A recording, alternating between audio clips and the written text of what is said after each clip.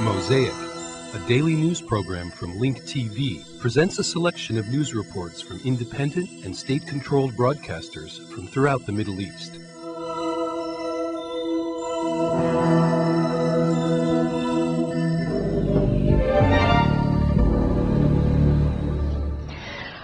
Israel recently renewed its threats to assassinate the symbol of the Palestinian opposition. The Israeli Deputy Defense Minister threatened to assassinate Sheikh Ahmed Yassin, the founder of the Hamas movement, accusing him of personally ordering the self-sacrifice operation at the Eric's crossing last Wednesday. Sheikh Yassin denied having any involvement in the military operation and said he considered Israeli threats to have him assassinated as an indication of the failure of Israeli security.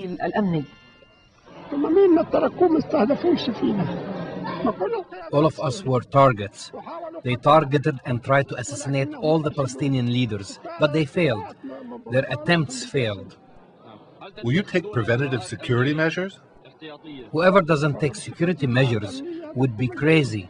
Of course we will take security measures, but we know that one's destiny is in the hands of God. What hits you is destined to hit you, and what misses you is destined to miss you. An advance team, including 30 members of the Japanese Defense Forces, left Japan to go to Iraq. These are the first Japanese forces to leave to foreign lands since World War II. The team will examine the security situation in the area of Samoa in southern Iraq and the deployment of a number of Japanese soldiers there. They equal 550 soldiers. Their priority will be to assist in humanitarian and reconstruction efforts. The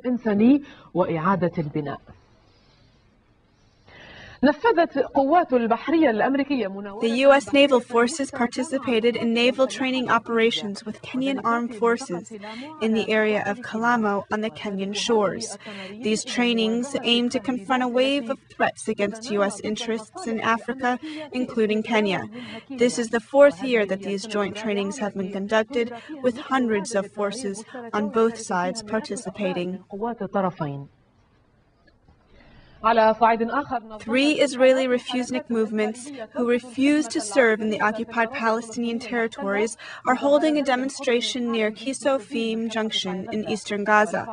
Members of the Israeli army, military command officers, reserve pilots, and supporters carried banners demanding a withdrawal from Palestinian territories and to stop the settlement activities. The Kisofim military junction connects Israeli cities with the Gush Katif settlements in western Khan Yunis. It is also where the Israeli military launches its military operations against the Palestinians. Dozens of Israeli military command officers, pilots, and reserve soldiers arrived at the junction, protesting military service in the West Bank and Gaza, also demanding that the Israeli government withdraw from the Palestinian territories and to stop settlement activities. We are nationalistic Zionist officers. However, we want to send a message clarifying that we will not allow the government to let our friends and colleagues die for nothing. There is an overall consensus that we must withdraw from these areas. Dozens of Israeli settlers gathered in the same area, condemning the idea of refusing to serve the Israeli military in the Palestinian territories. Considering this decision as an act of treason and claiming that it supports the Palestinian terrorist factions. Terrorist acts began 10 years ago due to a political decision that put a terrorist man in a position to lead the Palestinian people. The people protesting here today support terrorism and are encouraging the terrorists to continue to oppress the Palestinian people. It is to be noted that the Refusniks movement began to surface within the Israeli army about 2 years ago. Their latest protest was when a group of Israeli pilots refused to bomb Palestinian targets. They were later terminated by the Israeli government. It is time to end the occupation and take steps to relieve us from this pressure. They must end the occupation, withdraw from the Palestinian territories, and stop settlement activities. Many Israelis are not satisfied with the policies of the Israeli government. Meanwhile, Ariel Sharon does not seem to be concerned with the public opinion, or the reaction to movements refusing to serve in the military. Neither is he concerned with reactions to the Israeli military occupation of the West Bank and Gaza. He is also not affected by the extremist groups who support the occupation. The question is, what are this man's true intentions?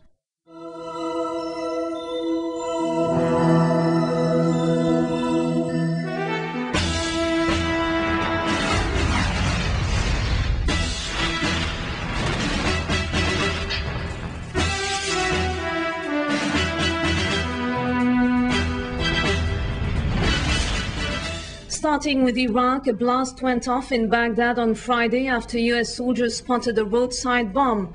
The explosion was caught on camera. At least 2 children were injured. There were no U.S. casualties. The blast went off after U.S. occupation soldiers approached the device to inspect it.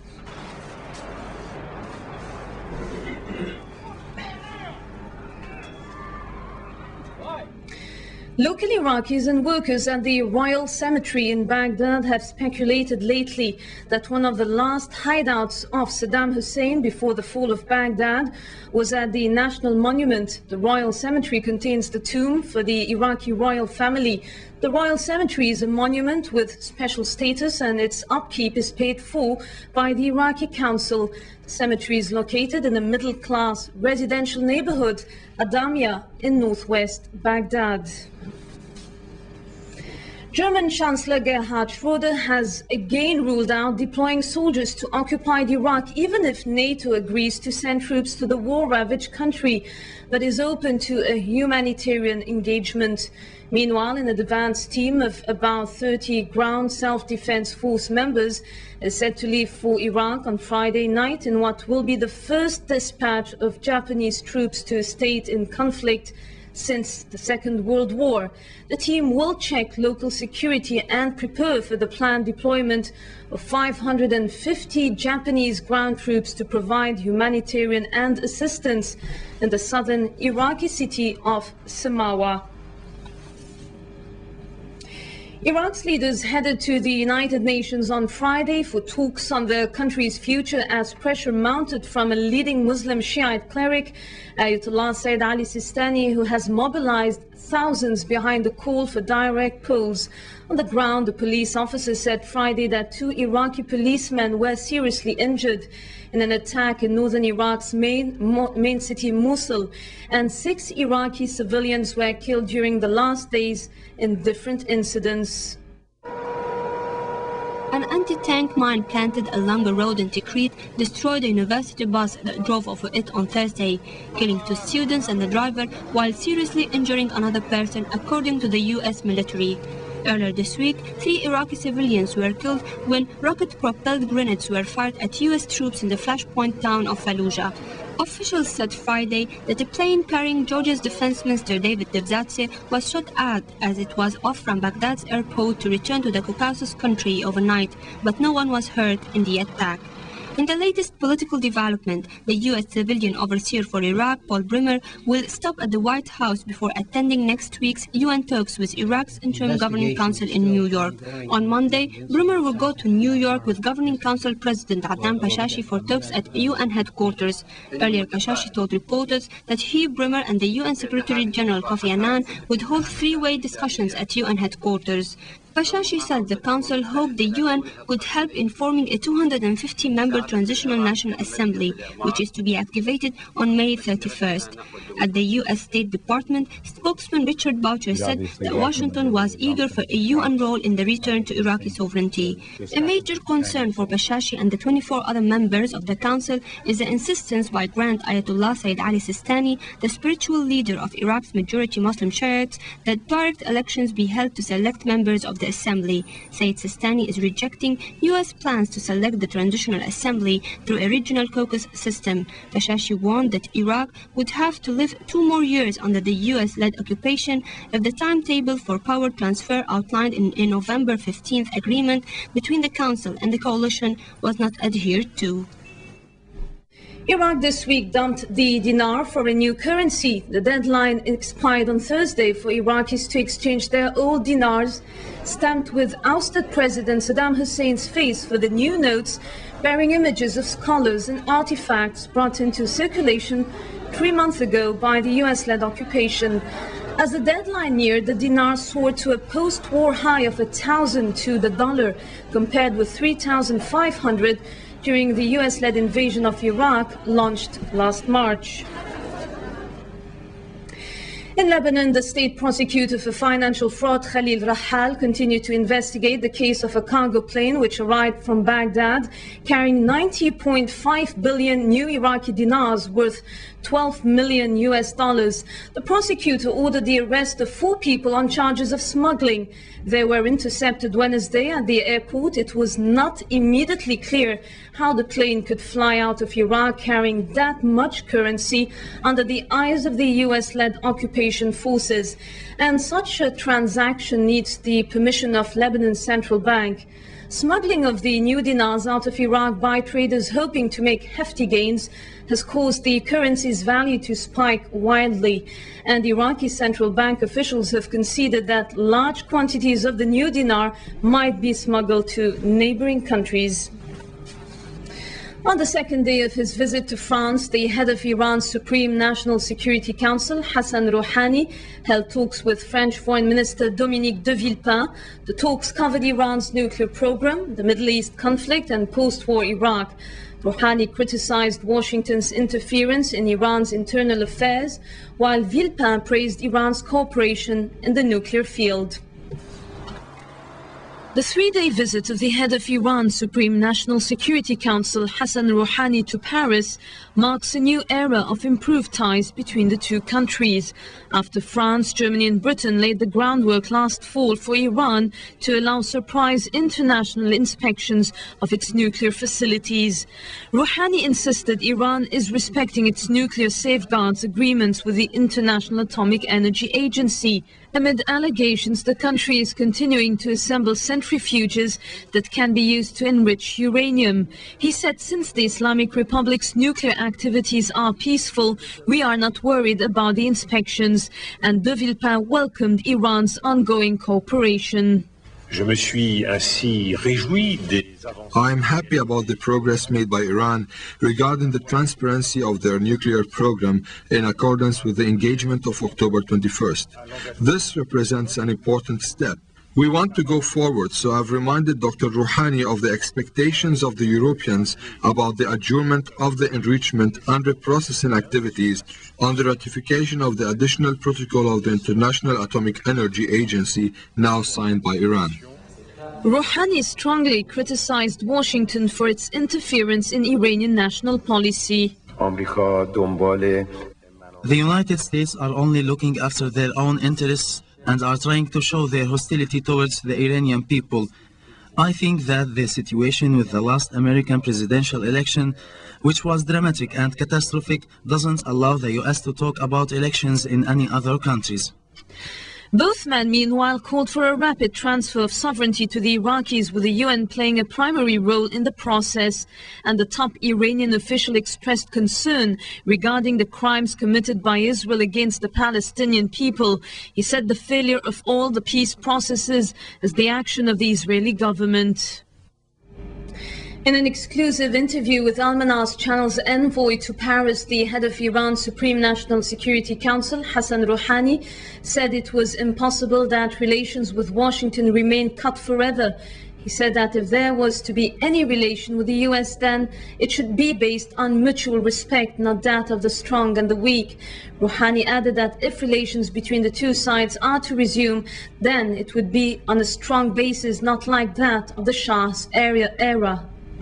It is surely impossible that Iranian-American ties remain cut forever. The resumption of ties would be possible the day Iran's supreme interest requires it. Certainly, if there is a resumption of relations, it will not be like that during the Shah's time. We hope ties would be based on mutual respect and equity, not on the basis that the United States is superior to our country. I don't think that the present situation is appropriate for a resumption of ties, because before anything, the United States should stop using the language of threats against us. The reason for my visit to Paris is an invitation from the French government. Since last October, we started a dialogue with European countries, and the aim of this visit is to deepen and continue this dialogue. We also studied the means of maintaining our dialogue. The two sides agreed that dialogue concerning the nuclear issue represents an ideal beginning for talks on many other issues. European countries have fulfilled its obligations, and ongoing dialogue is the door for these countries to carry out what remains of their obligations.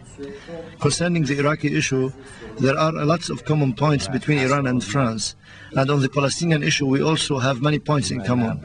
We agree that Israel's settlement policy and this building of the separation wall are very dangerous issues. I called on President Chirac to work on making the European Union's role more efficient concerning the rights of the Palestinian people.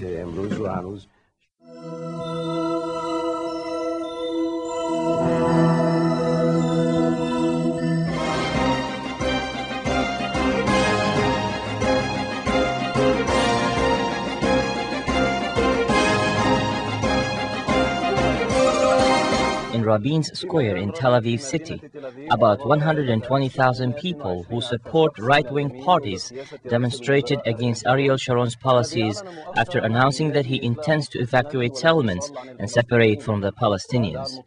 Demonstrators called on the Prime Minister not to compromise and take unilateral steps. 4 ministers and 19 Knesset members from the coalition government participated in the demonstration. Our reporter, Miriam Kasherbam, said that the Yehuda and Samara and Gaza councils organized the demonstration for the first time in 3.5 years in the Rabin Square, which was considered the biggest demonstration against the Prime Minister's policy toward the Palestinians. The president of the National Union Party, Minister Avigdor Lieberman, did not go to the demonstration because of his bad relations with the Yehuda and Samara Council after they pressured him and other right-wing ministers to resign from the government.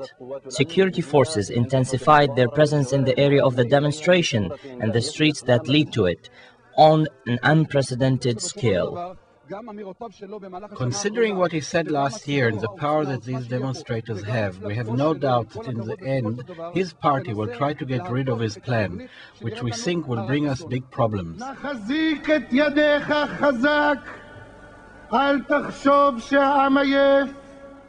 We will tie your hands. Don't you think that the people are exhausted?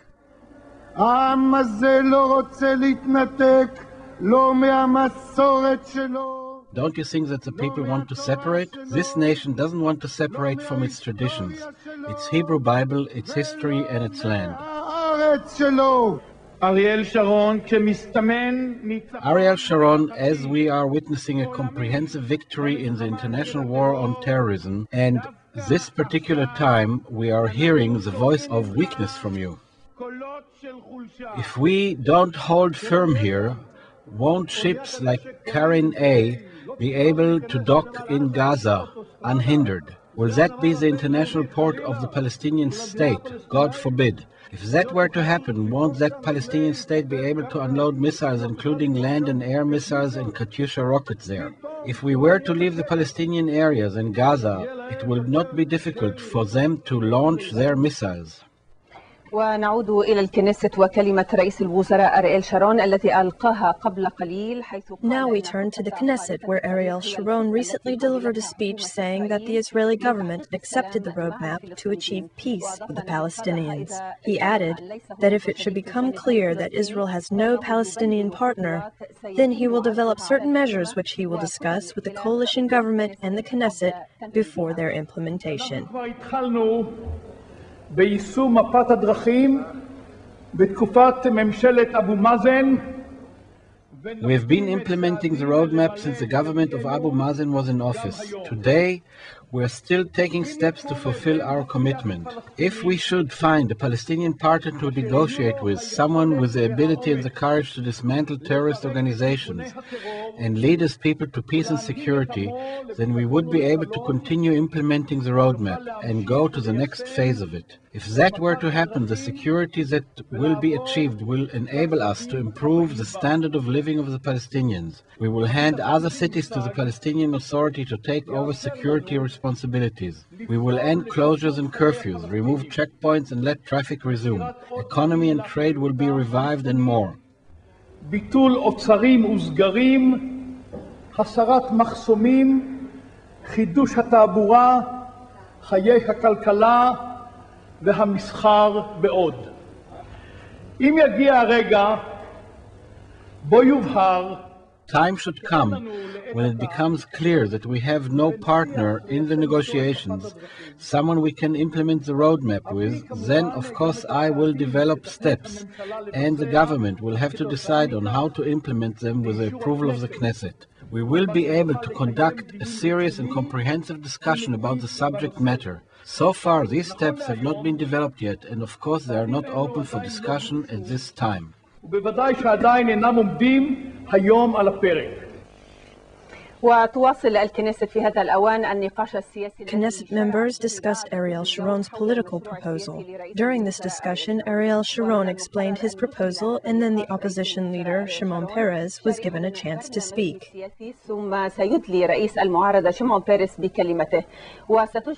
The Knesset then voted on the Prime Minister's proposal. It is expected that he will ask the Knesset to conduct a vote of confidence in his government as a way to prevent any member of the coalition government from voting against his proposal. We leave you with our reporter, Michael Dana.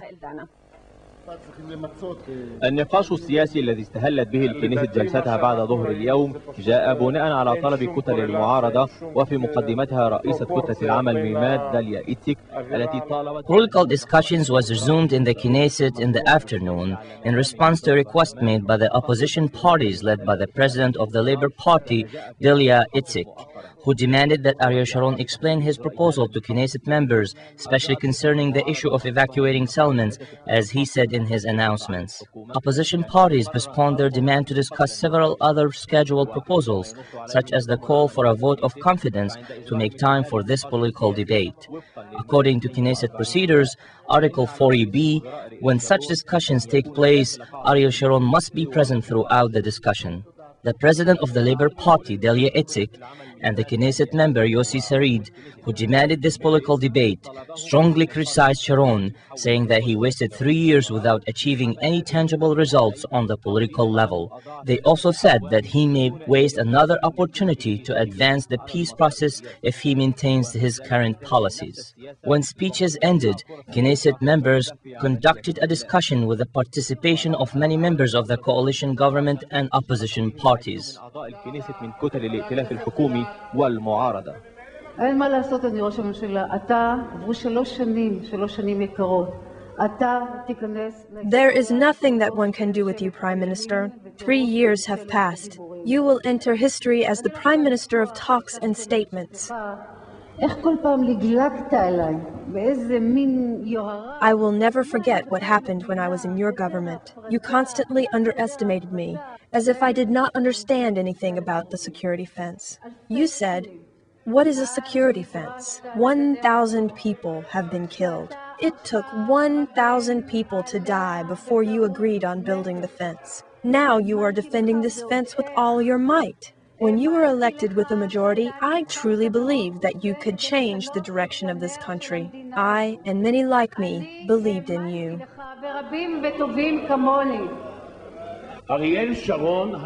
Ariel Sharon doesn't have any will today. His only concern is that he passes the police investigation. He is a man without will and without a plan.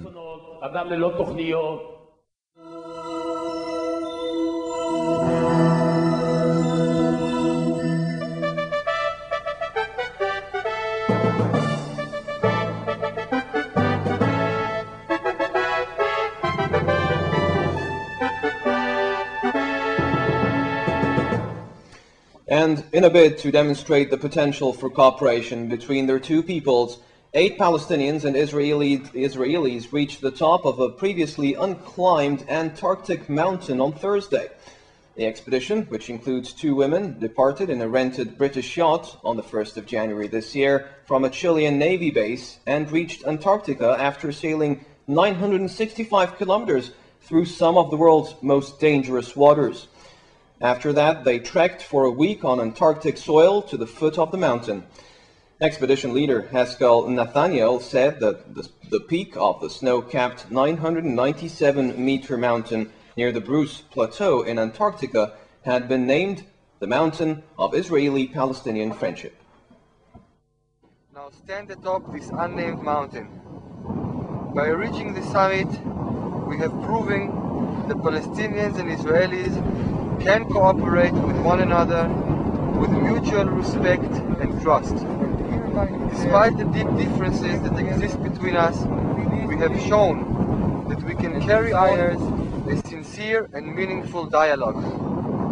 We join together in rejecting the use of violence in the solution of our problems and hereby declare that our peoples can and deserve to live together in peace and friendship. In expression of these beliefs and desires, we hereby name this mountain the Mountain of Israeli-Palestinians Friendship. The non-profit group Extreme Peace Missions said it organized the 35-day expedition out of a belief that overcoming physical obstacles by working together as a team toward shared goals can unite the Israelis and Palestinians. The expedition is also sponsored by United Nations Secretary General Kofi Annan, the Dalai Lama, and former Soviet Union leader Mikhail Gorbachev.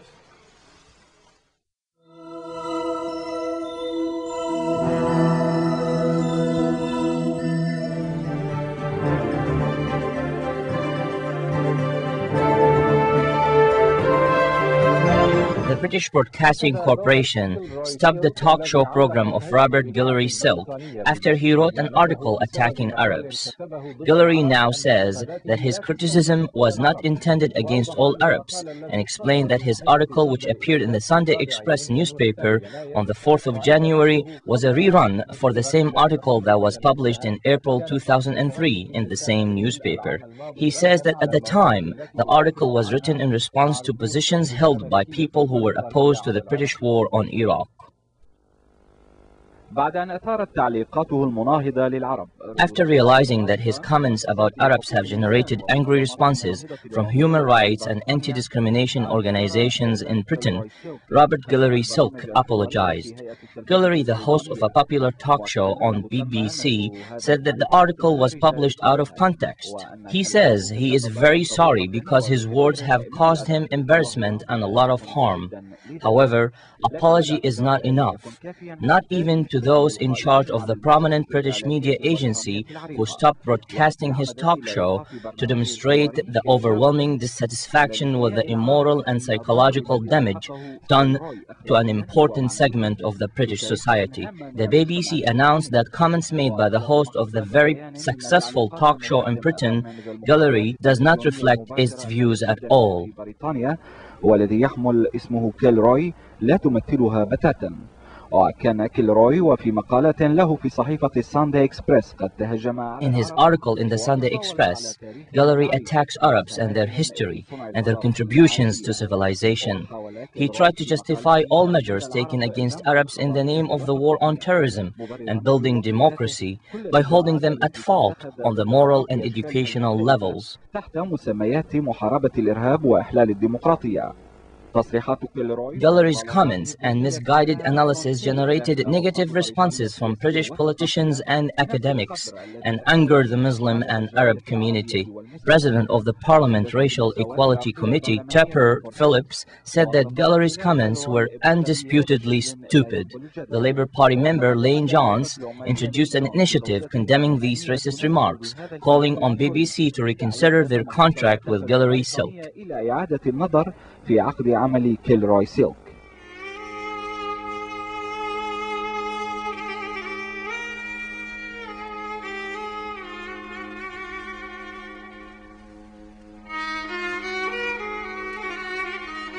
Mosaic is made possible by a grant from the John S. and James L. Knight Foundation, which promotes journalism excellence worldwide and invests in the vitality of 26 U.S. communities.